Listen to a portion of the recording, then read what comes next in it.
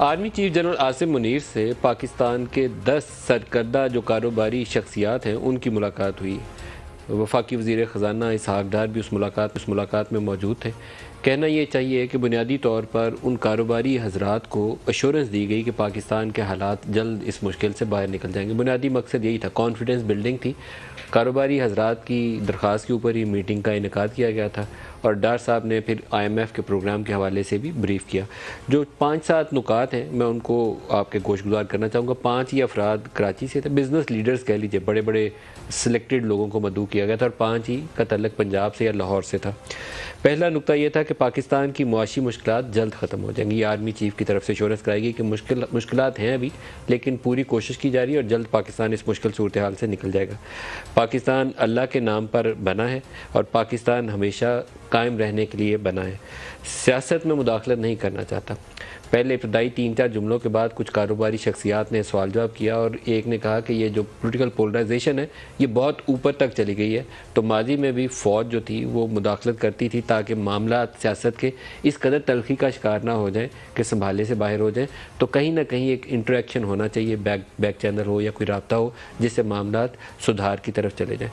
تو سیدھا اور براہ راست جواب یہ تھا آرمی چیف کی جانب سے کہ میں سیاسی معاملات میں مداخلت نہیں کرنا چاہتا۔ ایک طرف 14 جماعتوں کا یا 13 جماعتوں کا اتحاد ہے PDM کا، دوسری طرف اپوزیشن کی پارٹیز ہیں، تو آپس میں بات کرنا چاہیں تو کر لیں، خود سے معاملات سارٹ آؤٹ کر لیں۔ یہ آخری جملے کی وضاحت میں نے خود کی ہے، لیکن جو بزنس لیڈرز کی طرف سے ہمیں بتایا گیا کہ آرمی چیف نے کہا کہ سیاسی معاملات میں مداخلت نہیں کرنا چاہتا۔ پھر یہ جو انٹرنیشنل مانیٹری فنڈ کا پروگرام ہے اس کے حوالے سے اسحاق ڈار صاحب نے ملاقات میں کہا کہ جلد ہی معاملات طے پا جائیں گے۔ جو پرائر ایکشنز ہیں لارجلی ہم اس کے اوپر عمل درآمد کر چکے ہیں، تو جو فورن فنڈنگ دوست ممالک نے دینی ہے وہ پرائر ایکشنز میں شامل نہیں ہے۔ وہ $5-7 ارب کا فائنینسنگ گیپ ہے، اس کے اوپر کام ہو رہا ہے، لیکن اس کے اوپر آرمی چیف کی جانب سے ایک بڑی انٹرسٹنگ وہاں کے سامنے چیز پیش کی گئی۔ جو بزنس لیڈرز سے ان کو بتایا گیا کہ پاکستان کے جو دوست ممالک ہیں وہاں سے اچھی سرمایہ کاری کی توقع ہے، اور 3 شعبوں میں، اس میں سر فہرست ہے زراعت، دوسرا ہے کان کنی، اور تیسرا ہے انفارمیشن ٹیکنالوجی، اور خاص طور پر چائنیز کمپنی سے توقع ہے کہ وہ انفارمیشن ٹیکنالوجی کے شعبے میں بھاری سرمایہ کاری کریں گے۔ تو یہ وہ ایک میٹنگ ہے جو بہت ہی انٹرسٹنگ ٹائم میں ہو رہی ہے، جہاں پر ایک طرف اکنامک سچویشن کے حوالے سے بیج گینی اور دوسرا سیاسی ماحول جو ہے وہ بھی بیج گینی کا شکار ہے۔ الیکشنز ہونے ہیں یا نہیں ہونے ہیں۔ الیکشن کمیشن آف پاکستان نے انتخابات کے شیڈول کا اعلان کر دیا، لیکن ابھی بھی سوال یہی ہے کہ کیا 30 اپریل کو پنجاب کے اندر صوبائی اسمبلی کے انتخابات ہونے جا رہے ہیں یا ملتوی ہونے جا رہے ہیں؟ دونوں میں سے کوئی ایک صورتحال بھی ابھی واضح طور پر ہمارے سامنے نہیں ہے۔ اور پاکستان مسلم لیگ نواز سے ان کے سینئر لیڈرز مریم نواز اور خود رانا ثناءاللہ اور باقی لوگ جو ہیں وہ بیانات دے رہے ہیں کہ جنرل فیض کے اوپر کورٹ مارشل، مریم نے تو جلسے کے اندر یہ اعلانات کرنا شروع کر دیا کہ ان کے اوپر کارروائی ہونی چاہیے۔ یہ سارے سوالوں کا جواب دینے کے لیے آج ہمارے ساتھ مہمان شخصیت ہے وفاقی وزیر رانا ثناءاللہ خان۔ رانا صاحب بہت شکریہ آپ ہمارے ساتھ شامل ہو رہے ہیں۔ پہلے تو جو آرمی چیف کی ملاقات ہے اسی سے سٹارٹ کرنا چاہوں گا، بزنس لیڈر سے انٹریکشن، آپ اس کو کیسے دیکھتے ہیں؟ یہ بہت ایک مثبت پیش رفت ہے، کیونکہ بزنس لیڈرز جو ہیں جب ان کا کانفیڈنس بحال ہوگا تو پھر بزنس کمیونٹی جو ہے وہ جب گورنمنٹ کے ساتھ چلے گی تو اس سے معاشی پالیسیوں کے اوپر عمل درآمد کرنا بھی اور معاشی استحکام جو ہے اس کا حاصل کرنا جو ہے وہ آسان بھی ہوتا ہے اور اس میں بہتر جو ہے وہ پیش رفت ہوتی ہے۔ تو اس میں آرمی چیف کیونکہ وہ اسٹیٹ کو ریپریزنٹ کرتے ہیں، ریاست کو ریپریزنٹ کرتے ہیں، اور وزیر خزانہ جو ہے وہ گورنمنٹ کو ریپریزنٹ کرتے ہیں، تو ان دونوں کا وہاں پہ موجود ہونا اور اپنے بزنس لیڈر سے جو ہے وہ ایک ڈائلاگ کرنا اور ان کے سوالات کا جواب دینا، یہ ماضی میں بھی ہوتا رہا ہے، لیکن اس وقت کی بھی یہ شاید اشد ضرورت تھا اور اس کا ہونا جو ہے یہ بہت بہتر رہے گا۔ اچھا رانا صاحب، وہاں پر کچھ کاروباری حضرات نے ایک تجویز دی، بڑی مثبت پیش رفت ہے۔ کچھ کاروباری حضرات نے تجویز دی اور کہا کہ عمران خان بیان دے رہے ہیں کہ وہ موجودہ آرمی چیف سے ملنا چاہتے ہیں، تو آپ کو ایک کردار ادا کرنا چاہیے تاکہ یہ جو پولرائزیشن ہے سیاست کے اندر اس کو کم کیا جا سکے، کچھ تلخی کم ہو جائے۔ اور وہیں پہ کسی نے، میں نام نہیں لے رہا، کسی نے کامنٹ کیا کہ ایک طرف وہ موجودہ آرمی چیف سے ملنا چاہ رہے ہیں اور دوسری طرف دوسرے ہی جملے میں وہ فارمر آرمی چیف کا کورٹ مارشل بھی کروانا چاہتے ہیں. تو آرمی چیف نے صرف اس پہ اتفاق کیا کہ میں سیاسی معاملات میں مداخلت نہیں کرنا چاہتا, سیاست سے دور رہنا چاہتا ہوں. یہ جملہ بڑا معنی خیز ہے اور امپورٹنٹ ہے. پاکستان کی سیاست میں کبھی اسٹیبلشمنٹ سیاست سے دور رہی نہیں ہے, کہیں بھی تو تب بھی دور نہیں رہی. ابھی ان کے جملے کو آپ کیسے دیکھتے ہیں؟ دیکھیں, ان کا یہ عزم جو ہے یہ بڑا پختہ ہے اور اس کا اظہار انہوں نے اور بھی کئی موقعوں کے اوپر کیا ہے. ایپیکس کمیٹی کی میٹنگز میں جو انہوں نے اظہار خیال کیا اس سے بھی ان کا یہ عزم جو ہے وہ ظاہر ہوتا ہے.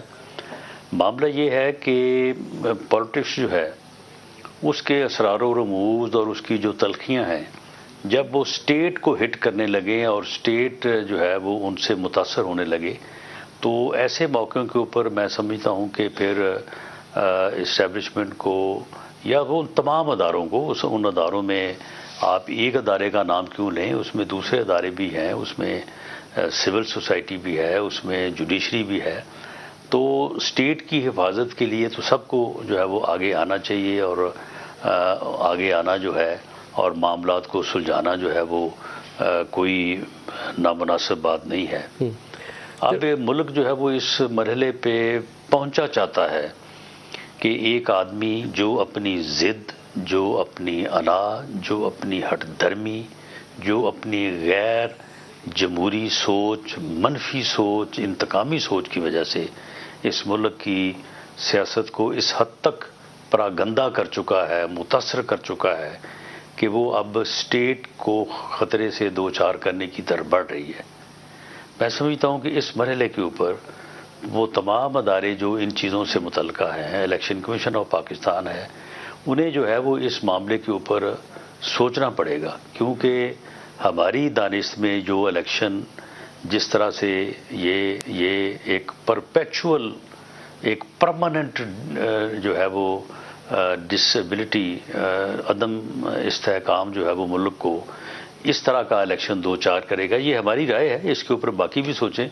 اگر وہ ساری رائے درست نہیں ہے تو پھر ٹھیک ہے, ہم اکثریت کی رائے کو احترام کریں گے. تو یہ اس ملک کو ایک مستقل بحران سے جو ہے وہ دو چار کر دے گا اور شاید اس فتنے کی جو یہ ملک کو جس صورتحال سے دو چار کرنا چاہتا ہے, اس کا سیر نصب العین, اس کا مقصد یہی ہے. رانا ثناء اللہ صاحب, کیا آپ بھی مریم کے ہم خیال ہیں کہ general Faiz Hameed, former D G I S I, ان کا کورٹ مارشل ہونا چاہیے؟ میں سمجھتا ہوں کہ جو کوشچن مریم نواز سے کیا گیا اور جو انہوں نے جواب دیا, اس کے علاوہ کوئی جواب اس کا بنتا نہیں ہے. کوئی بھی اس سے علیحدہ کوئی سوچ یا نہ رکھ سکتا ہے نہ جواب دے سکتا ہے. آپ مجھے بتائیں کہ اگر یہ سچ ہے, جو کہ ہماری نظر میں سچ ہے, باقی اس کو ویریفائی جس بھی فورم پہ کیا جائے وہ بالکل ویریفائی ہونا چاہیے. ایک ہائی کورٹ کا فارمر جج جس کی بہت بہتر ریپیوٹ ہے, وہ کہتا ہے کہ جی فلاں صاحب میرے پاس آئے اور انہوں نے مجھے آگے یہ کہا ہے, بلکہ یہاں تک کہا ہے کہ ہم آپ کو چیف جسٹس جو ہے وہ آپ نے شاید 3 ماہ بعد بننا ہے تو ہم آپ کو 1 مہینے بعد بنا دیتے ہیں اور آپ نے یہ کام کرنا ہے. اور وہ آگے سے جب کہتا ہے تو وہ کہتا ہے کہ آپ تو ہماری 2 سال کی محنت جو ہے وہ ضائع کر دیں گے. تو یہ 2 سال کی محنت کا مینڈیٹ ان کے پاس کیسے تھا؟ چیف جسٹس بنانا اور پہلے بنانا جو ہے یہ ان کا کہاں سے مینڈیٹ تھا؟ اور اگر وہ ان چیزوں میں ملوث رہے ہیں تو انہوں نے اپنے ادارے کے ساتھ بھی زیادتی کی ہے, خود اپنے آپ کے ساتھ بھی کی ہے, اور ملک کے ساتھ جو زیادتی کی ہے وہ تو سب کے سامنے ہے.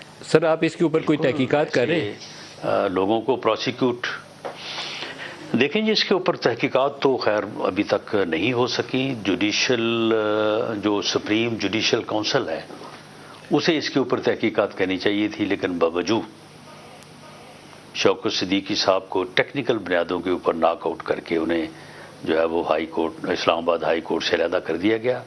اور یہ حصہ لیکن جنرل فیض کے معاملے میں تو ان کو اس بیان پہ اوپر تو نکال دیا, لیکن اس بیان کی تحقیقات نہیں کی.